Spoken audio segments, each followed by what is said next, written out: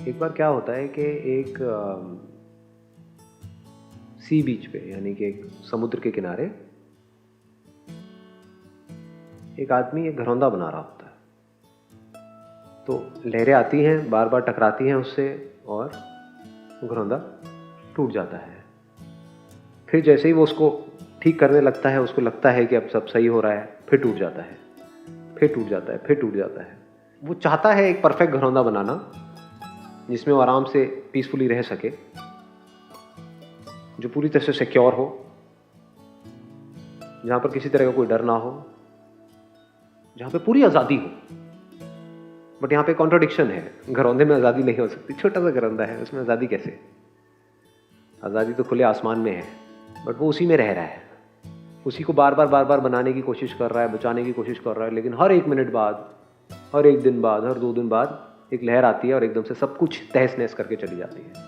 जैसे ही उसको लगने लगता है कि अब सब कुछ ठीक हो रहा है मेरी लाइफ में, ये जो घरौंदा है ये उसकी लाइफ है, जैसे उसको लगता है कि मेरी लाइफ में सब ठीक हो रहा है, काम है, रिलेशनशिप्स है, हेल्थ है, एक को ठीक करता है। मतलब इस घरौंदे के 3 पिलर्स हो गए ना, हेल्थ, वेल्थ, रिलेशनशिप्स।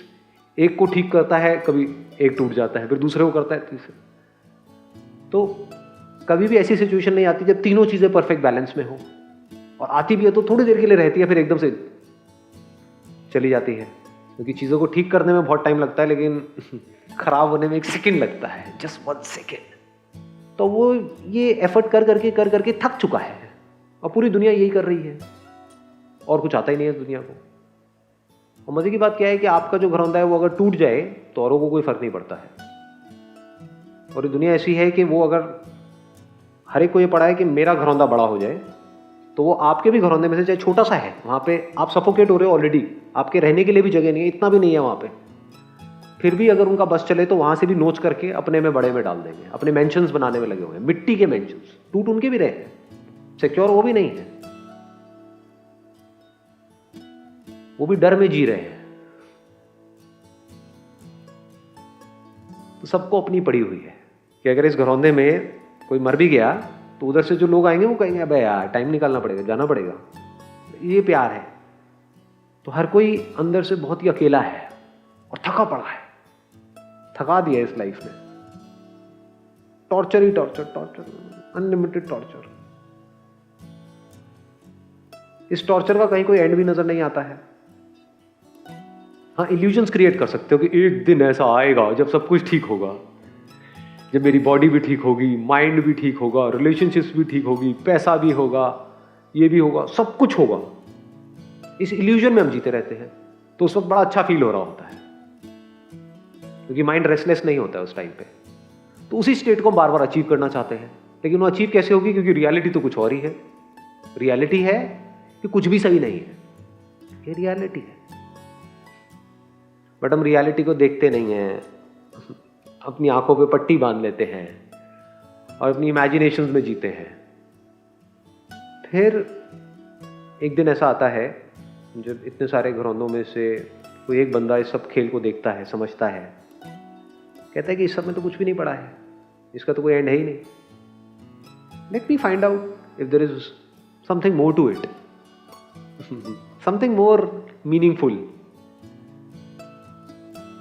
इस मीनिंगलेस एग्जिस्टेंस के अलावा भी, जिस तरह से सब जी रहे हैं, उसके अलावा भी क्या कोई और ऐसा वे ऑफ लाइफ है जिसके बारे में इस पूरी दुनिया को कुछ नहीं पता है? तो उसने इंक्वायरी शुरू करी।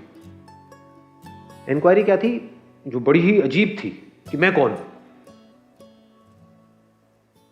क्या मैं इस घरौंदे को बनाने वाला हूं? क्या मैं ये घरौंदा हूं?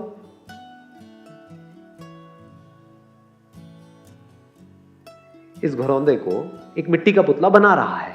किसको बना रहा है? मिट्टी के घरौंदे को। ज्यादा हो रहा है या आ रहा है कुछ? मिट्टी के घरौंदे को कौन बना रहा है? एक मिट्टी का पुतला बना रहा है। तो उसने क्वेश्चन करा कि इस मिट्टी के पुतले में और घरौंदे में फर्क क्या है?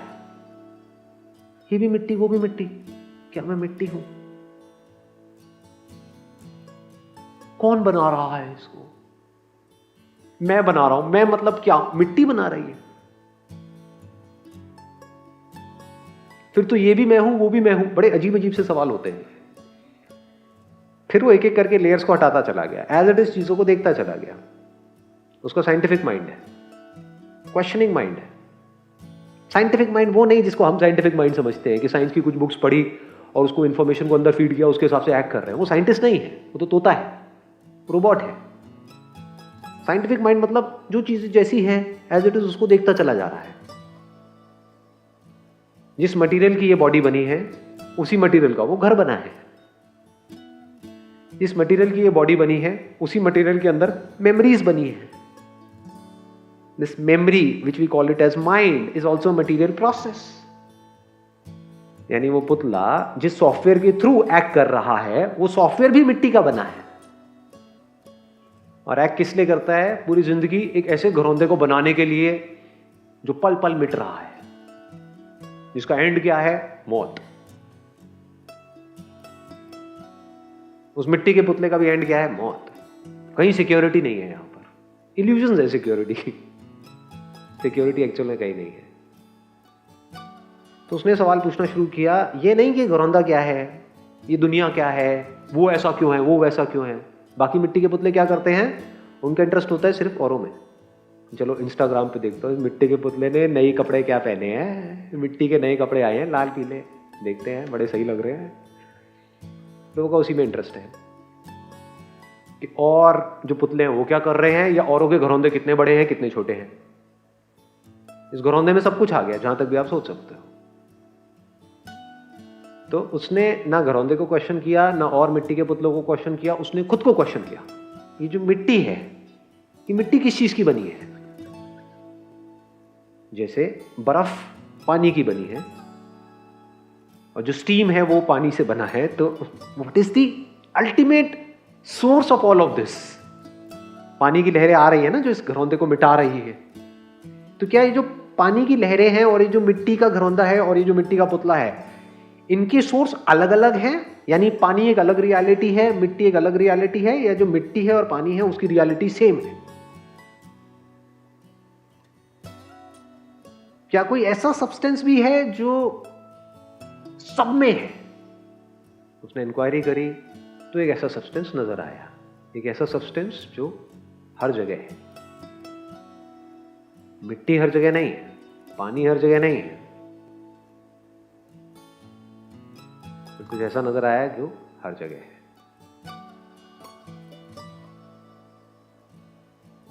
फिर उसने जब खुद की एक एक करके लेयर्स को हटाया, यानी मिट्टी के पुतले ने अपने में से मिट्टी को हटा दिया, मतलब मिट्टी को मारा नहीं, थॉट के लेवल पे मिट्टी को हटा दिया। मैं मिट्टी नहीं हूं, तो मैं क्या? फिर वहां से कुछ ऐसा निकल करके आया जो वहीं था। मतलब ऐसा नहीं कि उसने कुछ पैदा किया, वो वहीं था। यानी उस मिट्टी के पुतले का बेस, उसका सोर्स, उसकी फाउंडेशन उसको नजर आई। और उसने देखा कि वो जो सोर्स है, वो जो सबस्ट्रेटम है, यानी वो जो मटेरियल है, वो मटेरियल कॉन्शियस है। यानी कॉन्शियसनेस वो नहीं है जैसा साइंस समझती है। कॉन्शियसनेस का साइंस मतलब ये समझती है कि एकदम से एक मिट्टी के पुतले में जान आ जाती है और फिर वो कॉन्शियस हो जाता है, फिर वो निकल जाती है, फिर वो अनकॉन्शियस हो जाता है। ये सब बकवास। उसने क्या देखा, क्या रियलाइज किया कि वो जो इस सब का सोर्स है, यानी किसका सोर्स है? एक मिट्टी के पुतले का नहीं, हर मिट्टी के पुतले का, हर घरौंदे का, उन लहरों का जो इसको मिटा रही है, उन सब का भी कोई सोर्स है ना। वही सोर्स कॉन्शियस है। और मेरी जो एक्चुअल आइडेंटिटी है दैट इज कॉन्शियसनेस। मुझ में से अगर इस अवेयरनेस को निकाल दिया जाए, इस यूनिवर्स में से इस अवेयरनेस को निकाल दिया जाए, इस कॉन्शियसनेस को निकाल दिया जाए, तो what is the meaning of all this? तो वो कहां पहुंचा? वो यहां पहुंचा, without a shadow of doubt, कि मैं ही वो सब्सटेंस हूं।